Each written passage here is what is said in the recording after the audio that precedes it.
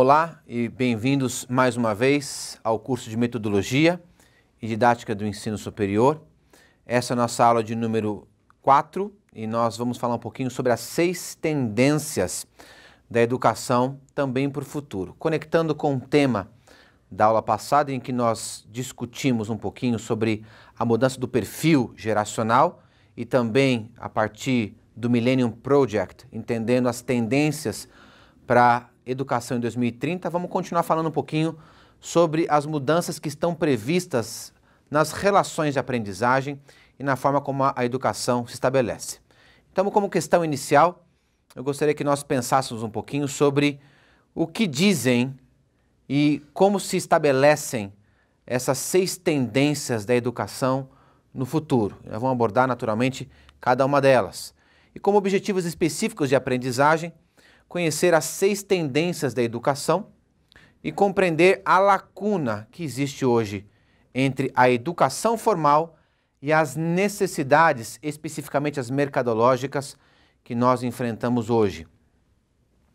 Eu quero convidar você então a conhecer, através desse slide, as 6 tendências educacionais como um vislumbre do futuro, como uma perspectiva daquilo que virá a acontecer nos processos educacionais e também de aprendizagem a partir da mudança de perfil geracional que nós já temos visto e também das novas plataformas tecnológicas. Então, flexibilidade, com certeza, é uma das tendências que nós vamos enfrentar e vamos cada vez perceber no processo de aprendizagem. Menor duração do processo de aprendizagem, ou ele pelo menos segmentado, mais fragmentado, para que ele seja mais objetivo, aquilo que se pretende aprender dentro de um objetivo. Laços com o ensino básico. Cada vez mais a aprendizagem vai ser visto como um todo integrado, e não ela fragmentada em partes. Até porque a nossa tendência de expectativa de vida é aumentar, e as mudanças tecnológicas também é de acelerar cada vez mais a mudança, as interações que elas vão trazer no meio social. Portanto, um diploma de faculdade ficará rapidamente obsoleto.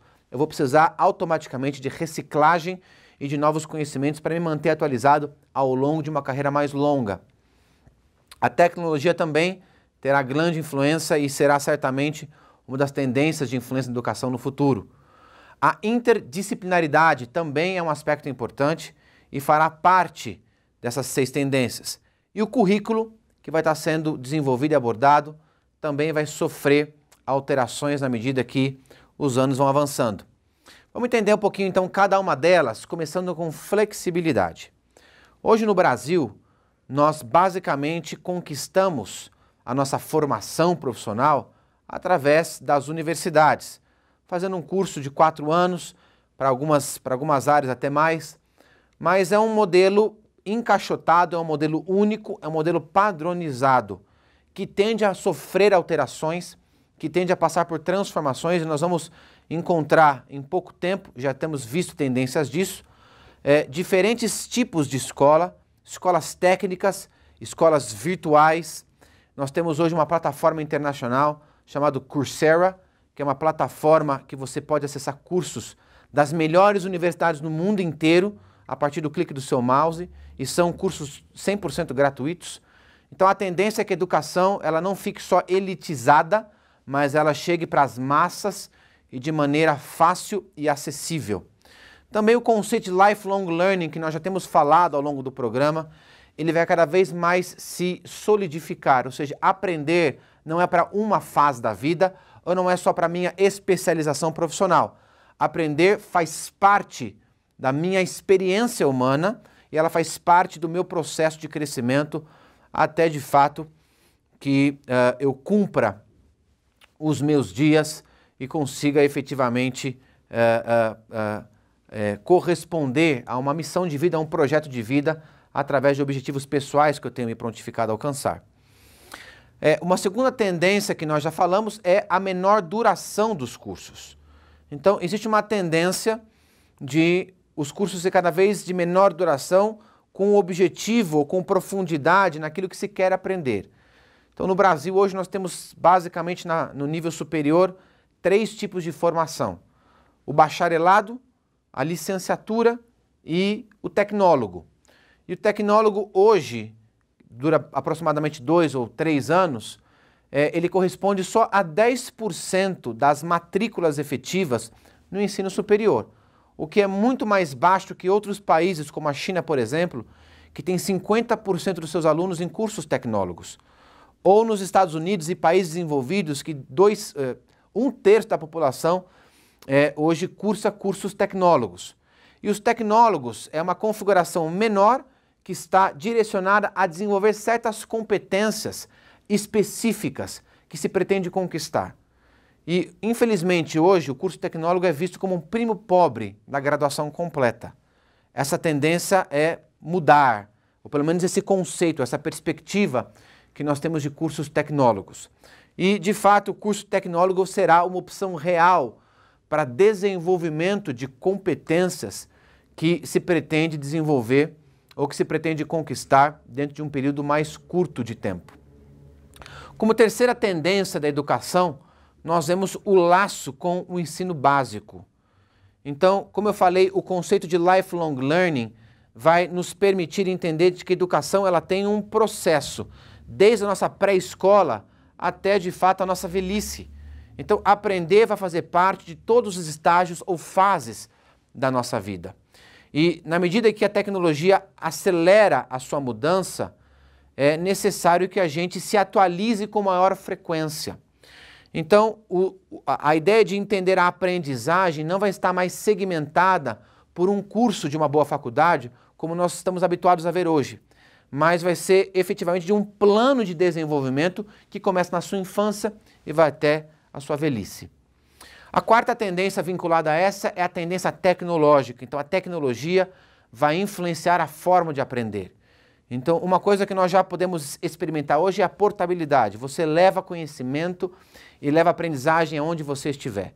Você pode estar na fila de um banco, você pode estar na praia, você pode estar passeando em algum lugar. Através do seu celular você consegue acessar aulas, você consegue interagir com pessoas, você consegue adquirir conhecimentos ou informações. Então, essa tendência tende a aumentar e isso naturalmente vai modificar a maneira como nós aprendemos, ou pelo menos vai mudar um pouquinho o conceito da educação formal que nós estamos habituados. A educação no futuro terá uma tendência de ser cada vez mais online, virtual. Ou seja, eu vou poder acessar a informação quando, como e o tempo que eu quiser. Se eu quiser parar essa videoaula agora, eu paro. Eu vou conseguir fazer alguma outra atividade, atender uma ligação ou comer alguma coisinha, eu posso voltar daqui a pouco. Então, essa possibilidade de poder repetir e ver quantas vezes eu quiser uma videoaula como essa, por exemplo, ou de poder estudar a hora que eu quiser, no momento que eu quiser e aonde eu estiver, é uma tendência de portabilidade e de acessibilidade do conhecimento e da aprendizagem que certamente marcarão o nosso futuro. Existem aí uma série de exemplos que eu gostaria de comentar com vocês sobre como a tecnologia já está adentrando o processo de educação e o processo de aprendizagem. No Japão foi inaugurado um instituto chamado Riken Brain Institute, que é um instituto de referência mundial que foi designado para estudar o cérebro e o processo de aprendizagem. Então ele estuda sinapses neurais, ele tem vários artigos e já as suas pesquisas já têm contribuído na área de medicina, na área de engenharia e também na área de educação sobre como nós aprendemos efetivamente. Na Coreia, nós temos aí a substituição efetiva dos livros pelos tablets. Então, o tablet virou efetivamente uma ferramenta de acessibilidade e de interação como um processo de aprendizagem nas escolas. Temos na Coreia do Sul também robôs dando aula, como nós temos nessa fotografia, nesse slide, uma professora de inglês com cara de americana, podendo lecionar inglês para alunos. Então, nós temos a substituição do professor, que é o professor tradicional, carne e osso, por um professor robô, que é capaz de entender, responder e interagir com o aluno em tempo real. No Vale do Silício foi desenvolvido o NeuroSky, que é um sistema que faz a leitura das suas sinapses neurais e é capaz de interpretá-las e entender comandos ou ordens que você dá através do pensamento.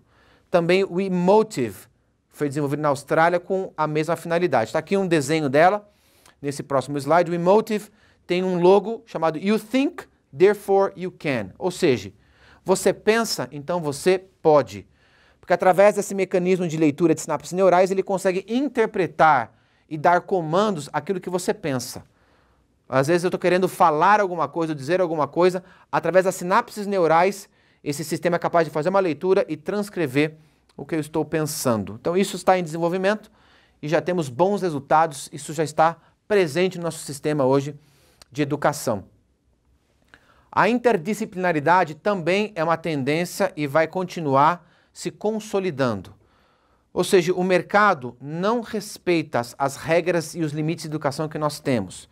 Quando eu tenho problemas para resolver, eu preciso ter um pacote de conhecimentos que não está limitado à aula X, Y ou Z que eu tive na minha sala de aula.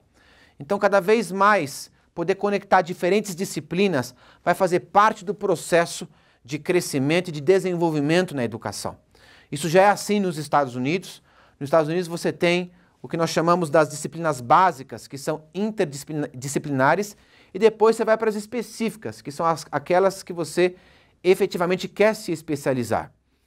Então, núcleos de estudo, por exemplo, núcleos comuns, onde todos aprendem a mesma coisa, você vai aprender sobre artes, sobre humanidade, sobre saúde, ciência e tecnologia, e depois você vai se especializar naquilo que efetivamente você deseja conhecer mais profundamente. E por fim, a sexta tendência é uma mudança de currículo. Existe hoje uma estatística que demonstra de que o que você aprende na faculdade está 10 anos defasado do que acontece no mercado. Então existe um gap, existe uma lacuna entre o que você aprende hoje nas instituições de ensino e o que o mercado efetivamente está vivendo tecnologicamente. Então essa interação de currículo em tempo real, ou seja, o que acontece no mercado é o que eu aprendo na minha universidade ou na minha escola onde eu estou cursando, vai começar cada vez mais se aproximar, de maneira que eu consiga aprender em tempo real o que eu preciso para poder responder às diferentes demandas que nós enfrentamos. E também metodologias de aprendizagem como o PBL, o Problem Based Learning, vai ser cada vez mais frequente, onde o aluno vai ser treinado resolvendo problemas, não simplesmente assimilando conteúdos através de uma aula expositiva, mas fazendo atividades que permitam a prática e o desenvolvimento da sua aprendizagem. Há uma lacuna que precisa ser suprida, ou precisa ser fechada entre o que as instituições de ensino estão ensinando e entre o que o mercado necessita. Então, essa lacuna vai cada vez ser mais fechada, e não só em competências ou conhecimentos cognitivos, intelectuais, ou seja, o conhecimento prático, mas também através de competências emocionais.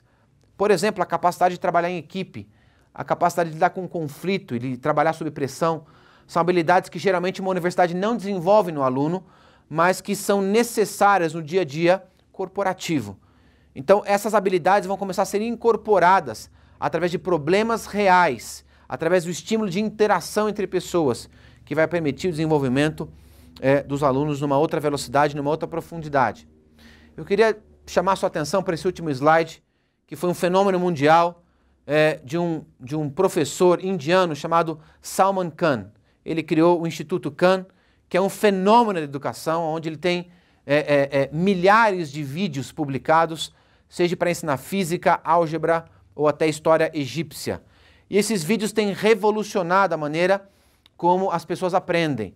Hoje algumas escolas têm adotado os vídeos do Instituto Khan, porque o aluno diz que prefere aprender virtualmente do que presencialmente. Até porque aprender virtualmente, você aprende no seu tempo.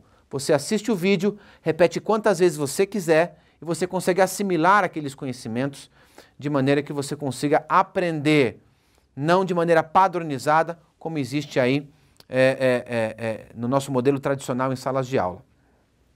Quero convidar você a acessar o nosso blog, o nosso fórum, poder comentar um pouquinho sobre essas 6 tendências, colocar a sua opinião e também esteja atento às atividades que estão na plataforma e que certamente vão contribuir para complementar um pouquinho o seu conhecimento e aprendizagem nesse bloco, nessa aula. Quero desejar para você ótimos estudos e até a próxima.